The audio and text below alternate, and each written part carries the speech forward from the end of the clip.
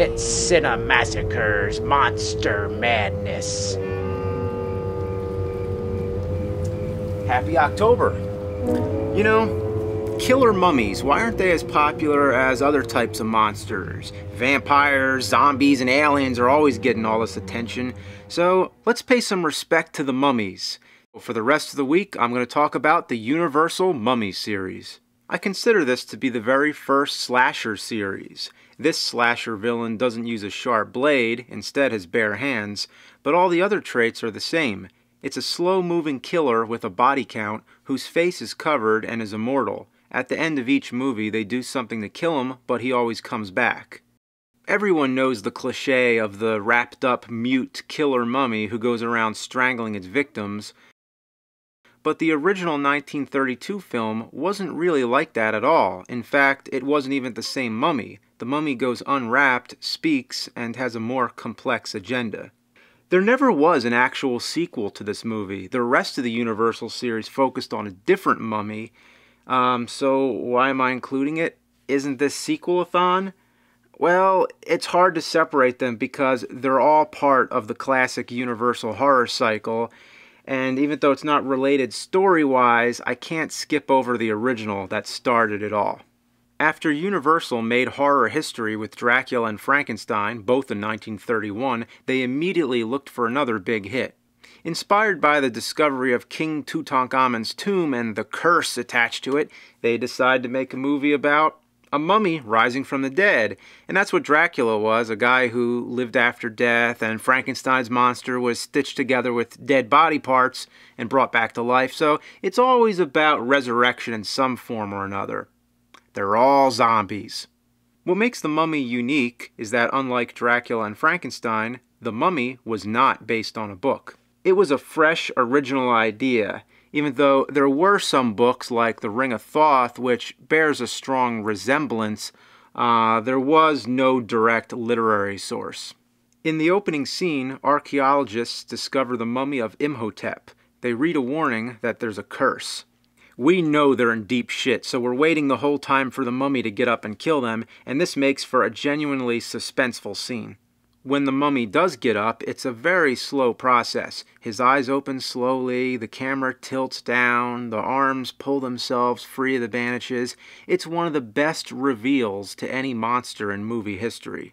And then the mummy doesn't do anything but take back his sacred scroll and leisurely walk away. It has to be said that this is the early 30s, so we were just coming off of the silent era of film, so a lot of these actors weren't trained yet for sound film, especially the supporting actors. They usually would overact and not do a convincing job, but this guy, Bramwell Fletcher, I buy it. I believe that he is really going insane. This whole opening scene is so good.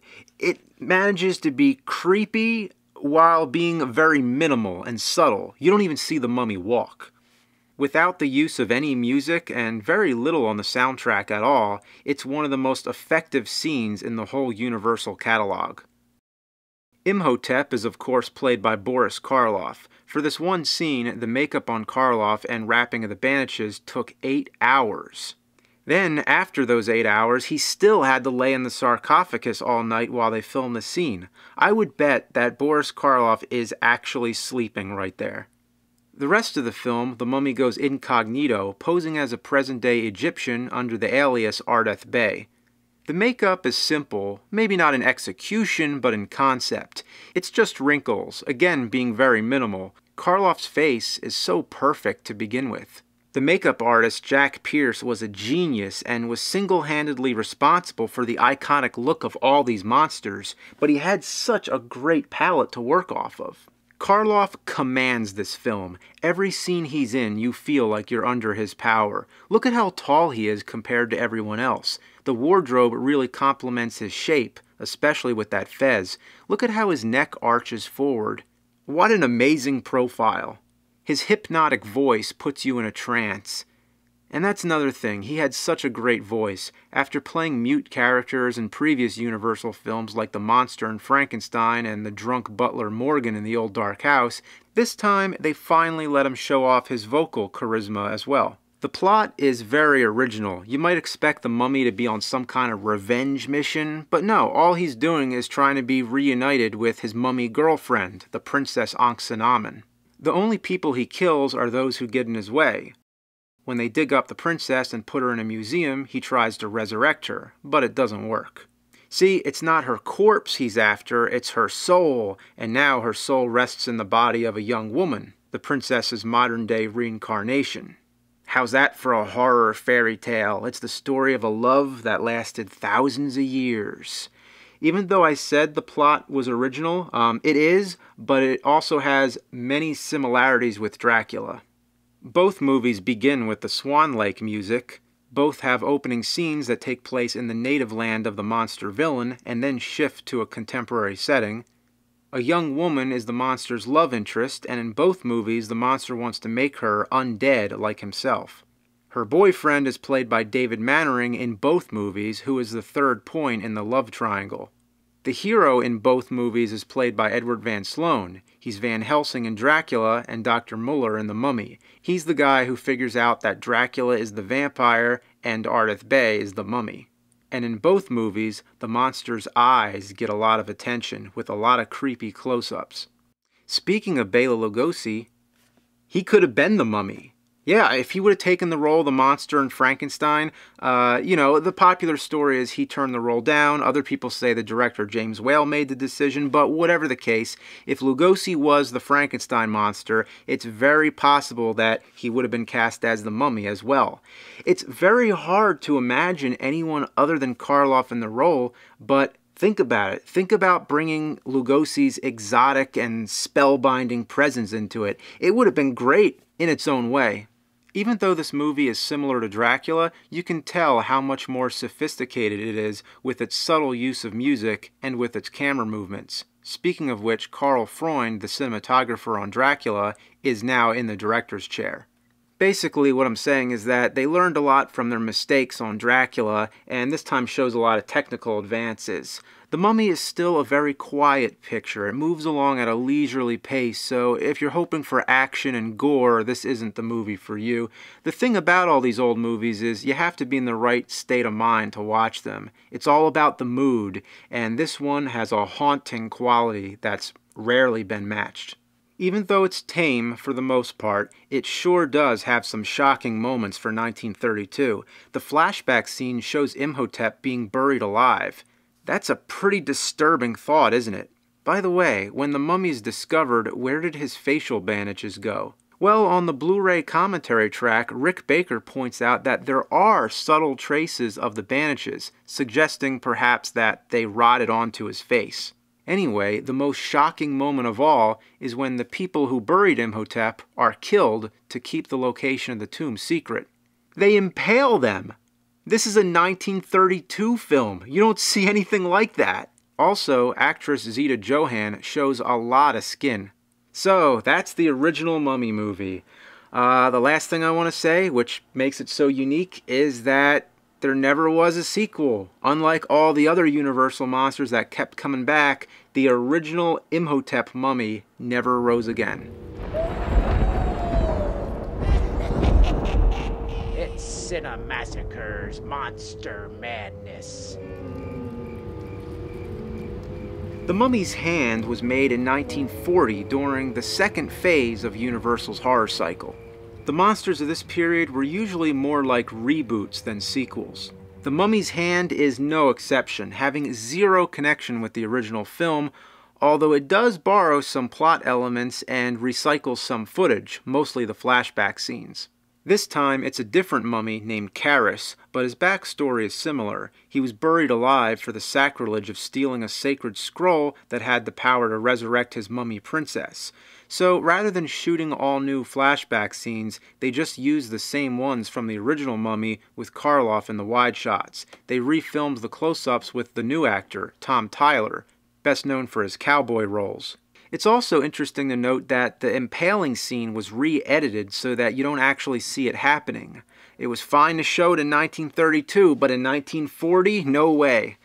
I'm sure it had something to do with the Hays Code, which went into effect in 1934. That's why all those early 1930s horror flicks had such morbid moments like Murders in the Rue Morgue and The Black Cat. However, they do show Karras being wrapped alive and mention an additional grotesque detail, that his tongue was cut out. They cut out his tongue, so the ears of the gods would not be assailed by his unholy curses. Okay, I never imagined the mummy's curse to be literal. Oh, fuck! Shit! Motherfucker! Karras is kept alive over the centuries by the generations of Egyptian priests. Every time they get old and are about to die, they pass the job on to another priest. The new priest is played by George Zucco, a regular horror villain in other Universal films like The Mad Ghoul.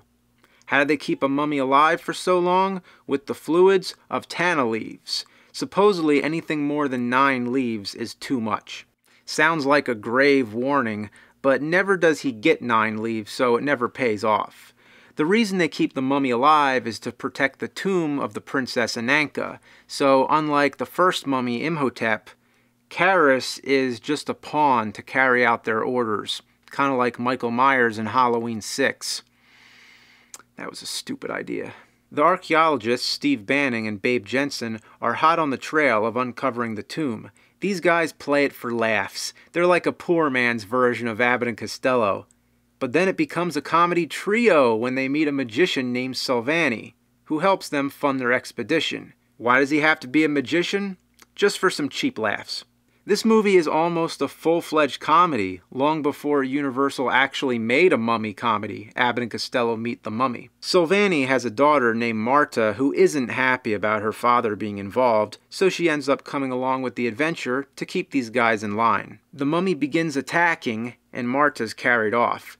Unlike the Imhotep mummy who wants the girl, this time it's the priest who wants her, and to make her immortal to preserve her beauty. Then the heroes arrive in the climactic scene. Bullets are fired, flames are thrown, and everything's wrapped up nice and quickly. There's very little trace of that creepy mood that enriched the first movie, but I can't say it isn't entertaining. In fact, you might say it's more entertaining than the first movie, but in a cheaper kind of way.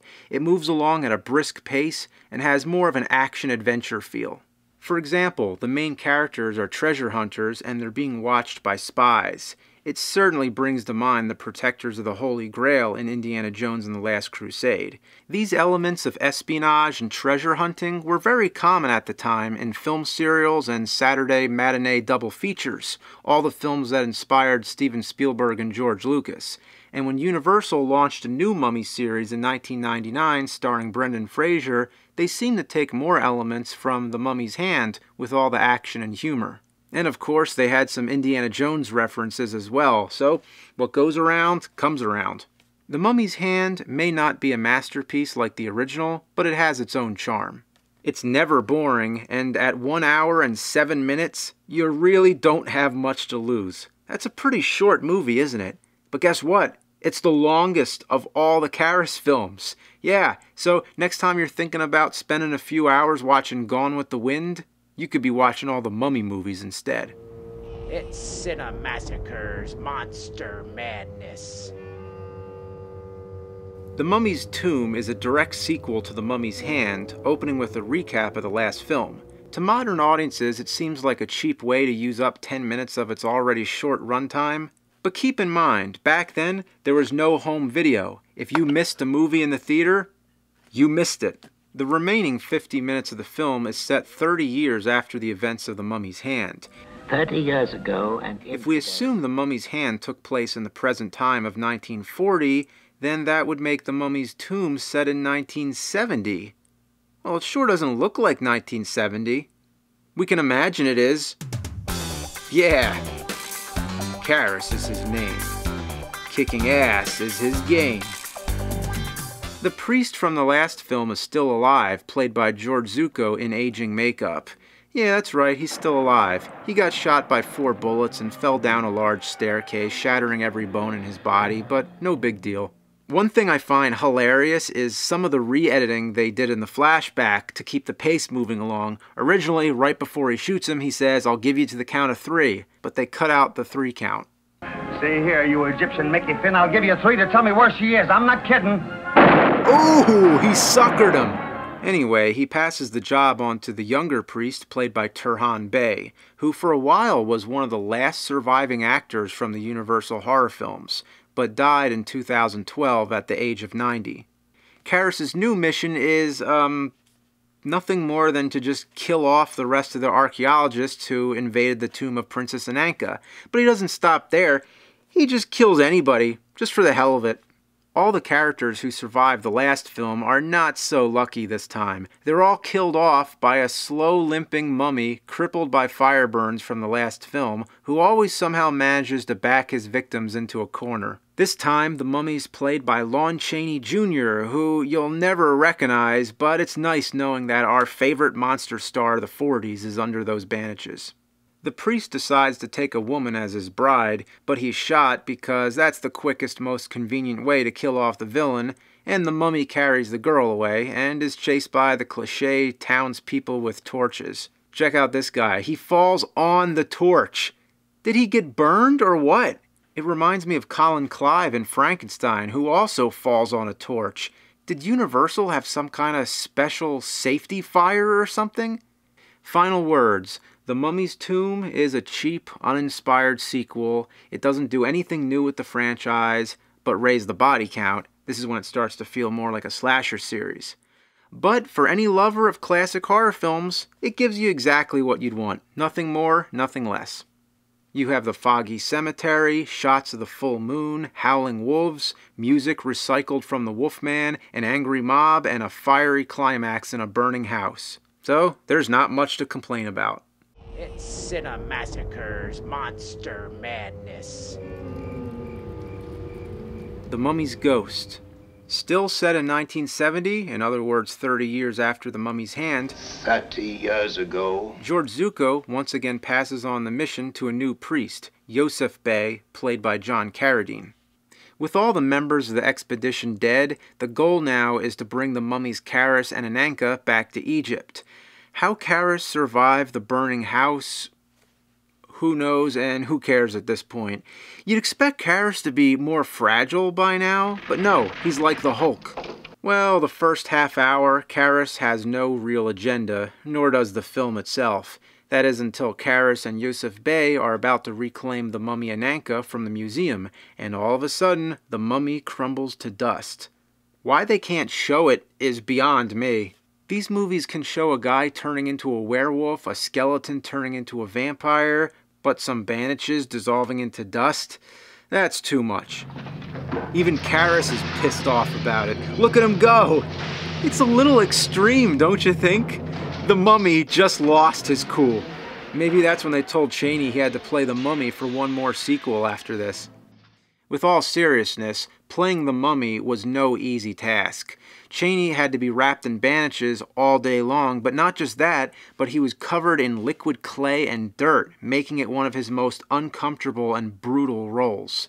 In the book, Universal Horrors, Chaney told fellow actor William Phipps on the set of The Indian Fighter that when he was playing the mummy, he would have a flask of vodka underneath his bandages with a tube running to his mouth, so all day he'd be sipping the vodka. It's sad to think that he had such a horrible time that he had to get himself drunk, but the idea of a staggering, vodka-sipping mummy is too funny not to laugh at. Anyway, after the Princess Ananka disappears, Yosef explains that the gods have given them more of a challenge, and they must find her reincarnation instead, similar to the plot of the original Mummy. At the end of the film, Karras finds the girl and carries her away. He brings her to Yosef, who, guess what? Guess what every one of these priests did in the last few minutes of the film? He falls in love with the girl and decides to take her for his own. Yeah. Karras revolts against his master, throws him to his doom, and then is chased by the townspeople. In other words, the same old shit. But the movie completely redeems itself in the last minute. Spoiler alert, spoiler alert. The girl dies. Yeah, just when you thought she was going to get saved and they were going to hug it out over the words, the end, no. This movie takes the conventional happy ending and throws it out the window. The girl actually turns out to be the mummy's reincarnation. Without any doubt or hypnotic suggestion, she is the mummy princess, and now it's time for her to start acting her age. That's a pretty scary looking corpse, isn't it? And they both sink into the swamp, and that's it.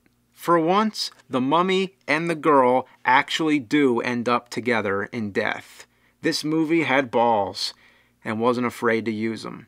Overall, I have mixed feelings about this one. It relies too much on copying the other movies, but it has some chilling scenes of Karis stalking about at night. And of course, a great ending. It's iconic in its own right, because when Hammer Studios made their version of The Mummy, they borrowed most heavily from The Mummy's ghost. I think it's about as good as The Mummy's tomb. Again, no masterpiece, but it's definitely a worthy entry in the series. It's Cinemassacre's Monster Madness. The Mummy's Curse. This is the final film in the Karis Mummy series, and you can see why, because the series completely ran out of steam. It opens in the same location where Karis and Ananka sank in the swamp at the end of the last film, except now the swamp is located in Louisiana. It's not uncommon for these films to ignore continuity, and if it helps change things up and keep it fresh, then so be it. But it was 25 years past!